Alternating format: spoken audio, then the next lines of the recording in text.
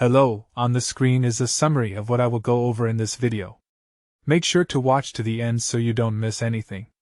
If you're looking to start fresh in Royal Match, resetting your progress can help you begin a new adventure. Step 1. First, you'll want to open the Royal Match app on your device and make sure you're logged into your current account.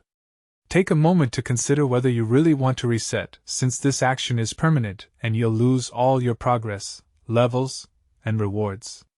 Step 2. Navigate to the Settings menu by tapping the gear icon, usually located in the bottom right corner of the main screen.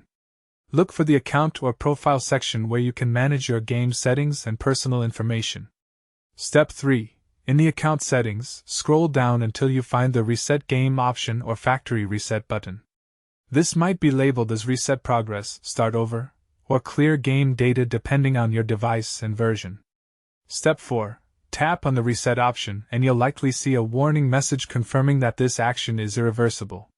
Read through this carefully to ensure you understand what you're about to do.